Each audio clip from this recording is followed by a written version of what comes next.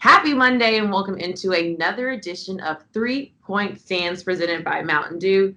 John Roser's here. I'm Meghan Triplett, and we're here to break down everything that happened this weekend.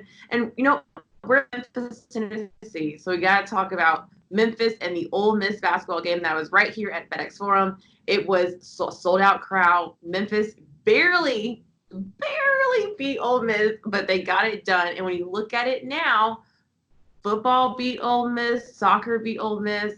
Is Memphis the older sibling of Ole Miss? We've always heard that throughout the years that, it's our little sibling, but have things changed a little bit? I think that is something Memphis fans can claim right now. But there have been years where Ole Miss has been the one to beat Memphis in both of these sports. So, I mean, it has gone the other way before. I think if Memphis wants to call themselves the older sibling, though, I think Judge is just saying by Memphis plays in the American and Ole Miss plays in the SEC, we are the poorer of the two siblings. One sibling has a lot more. The younger sibling has a lot more money. The younger sibling got grandfather's money when he passed away. Is getting all of the inheritance.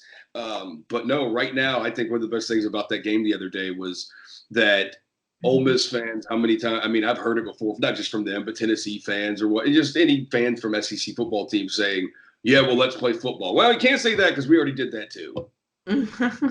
You know what? I do look, I'm on this hype this hype bandwagon of what Memphis has done. However, it might be a little too soon to say you're the oldest sibling because we're good right now. We're all excited about it. The worst thing that can happen is 2 years that rug gets pulled right up under us because, as you mentioned, Ole Miss is the richer of the sibling, and we know with more money usually comes eventually the tide will turn. They have the money to bring in whoever they want into that athletic department. So I'm like, it might be too soon. Just enjoy the moment. Don't get too cocky. I saw so many tweets saying like, "Oh, we're now Ole Miss bows down to us." I'm like, too soon. Yeah, and I mean, look, if Memphis has the better football team right now. They beat them earlier in the season.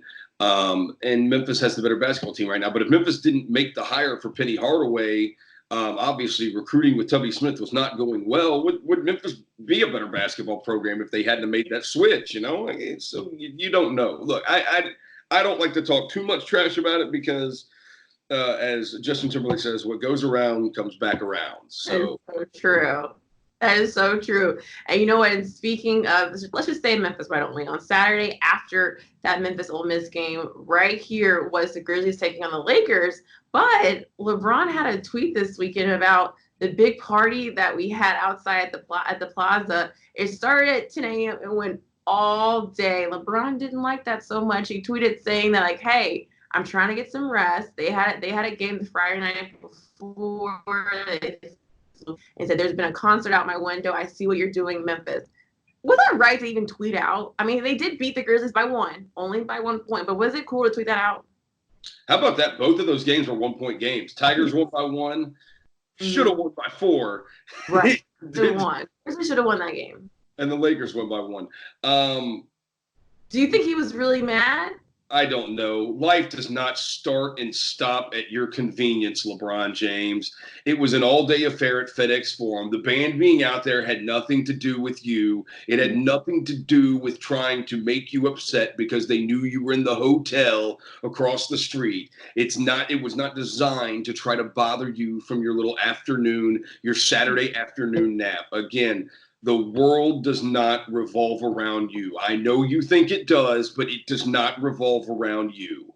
You know what? The LA Times beat writer, we had her on our Grind City pre-wine show. She said she really thinks Tom is very upset about it. And, head coach Frank Vogel even said that he had to go downstairs and get earplugs because it was so loud. And everyone complained about, like, how loud it was. And I said, it could not have been that crazy loud from anything else that you've experienced when you're in LA and like you stay in that whole LA Live Center area, that hotel's there. I've stayed there before. It's like this was planned really months ago because when we got that schedule coming out and it was like a whole Memphis day, we knew we had a party. We show out for our teams. I didn't think it was cool. First, I thought it was funny. I was like, oh, but I don't think it was cool to tweet that out because it's kind of started this whole little thing of like LeBron is mad, and that went into the whole discussion of going into the game and made a whole type of just argument. Is LeBron really upset? When actually we should just be focusing on the basketball game. But I'm not mad at it though. Like I'm not mad. I'm happy that I knew that hey, we might have maybe allowed him to not get too much sleep. Whatever can help, whatever competitive advantage you can give yourself. But I mean, I wasn't surprised by it because I mean, I know I'm the LeBron hater, but because I don't buy his crap, I don't buy any of it. They do. I mean, the world does not revolve around you. Shut up. It was not meant to bother you. It was meant for fans to have a good day. An unfortunate rain cloud. We were not supposed to get rain, and then unfortunately, a rain cloud hit right as the Memphis-Ole Miss game was getting done, and it kind of just ruined the whole thing. Could you imagine how loud it would have been if it was like sunny outside? If we had like today's weather, I wish it would have been. I know. And I wish we would have known what room he was staying in. We could throw eggs up there at it. Yeah, if anything, he should be mad at his team for putting him right. Like the West End faces different directions. You didn't have to face that way. That's what I would have been like, yo, why did y'all put me in this room? That's in my case, I'd be more mad at my organization for possibly trying to figure that out. No doubt. I'm with you. And speaking of LeBron, that brings us to our last topic, which is the sport that he participates in. That is basketball and the league that he is in, and that is the NBA. And according to Zach Lowe and Adrian Wojnarowski from ESPN, the NBA is contemplating, and it looks like it's getting a major push, and of course it just has to be voted on and approved, but to change up a lot of things about the NBA regular season and some stuff in the playoffs, including a mid-season tournament like soccer does, like a lot of teams do in soccer, or a lot of leagues in soccer do, and then also reseeding of the conference finals, which the WNBA, they have seeded their playoffs according to record, and regardless of conference too. And so the NBA is looking at doing this for the conference finals to try to ensure that you get the two best teams in the NBA finals. Another one that they are looking at doing, I mentioned that midseason tournament. The other thing that they're looking at doing, it would also shorten the schedule. Every team would play a minimum of 78 to 79 games. Also, the playoffs, there would be a play-in between the 7, 8, 9, and 10 seeds for the last two playoff spots in each conference. The 7 seed would play the 8 seed. The 9 seed would play the 10 seed.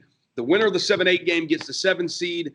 And then who gets the 8 seed will be decided by the winner of the 9-10 game and the loser of that 7-8 game. They will then decide who gets the 8 seed. Right. I see your eyes. It's a lot to process. I guess the question is this something you'd be interested in seeing as a fan or a viewer of the NBA? You know what? As a fan listening, so I don't need to know the details. It's just like, what did you just say? Maybe I'm just used to the old way, and I get that the NBA is trying to figure out some things, especially with people being more interested earlier in the season. We've had this whole resting of players going on, but when you think about all of that, you said no more than 78 games. But when you have the play-in games and that tournament, you're really back up to 80 something games. So I'm like, so what is this point of the regular season? It sounds very complicated. And I really am a big believer on doing too much. And I really think that might be doing too much. I don't see it working out. I'm not really interested in all that. I don't think I'd be interested in a tournament earlier. I kind of just like how, you play, you win. You go to the playoffs, you lose, you got best of 7. Yeah. Goodbye. I just like that. No, I am in favor of the reseeding of the conference finals. I think that's a step to get to where we need to go, which is the playoff teams need to be seeded regardless of conference. The best team with the regular season, the team with the best regular season record needs to play the team that's in the playoffs that had the worst regular season record. So that would be the team that's in the Western Conference playing the team that's at number 8 seed in the Eastern Conference. The midseason tournament, I don't care. And I don't think fans will care either. Like I said, the reseeding of the conference finals, I totally get. The midseason tournament doesn't. I mean, it does not matter to me. It does not matter. And I think it's going to be something that fans will make fun of too. Oh, the Denver Nuggets won the midseason tournament, but they went out in the second round of the NBA playoffs. Now the play-in for the 7 and 8 seeds, I think that's interesting. I think that could be interesting. Now the problem you can get with that is you can have teams that are, let's say you're the 7 seed. The regular season says you're the 7 seed. And let's say you won 48 games or something, or 47 games. And the team with the 9 seed won 39 games. That's a big difference. And then if you happen to get upset, if they beat the 10 seed and then you beat the 8, and then you lose to the 8 seed, so then that 8 team would get the 7th spot. You lost me. Rose, you literally lost me. I lost, yeah. So the 7 seed then plays the 9 seed for the right to get the 8 seed. And if the 7 seed loses that game, it is dude, a team with 47 wins didn't get in the playoffs, with a team that had 38 wins got into the playoffs. Then it just came down to 2 bad games for that one team.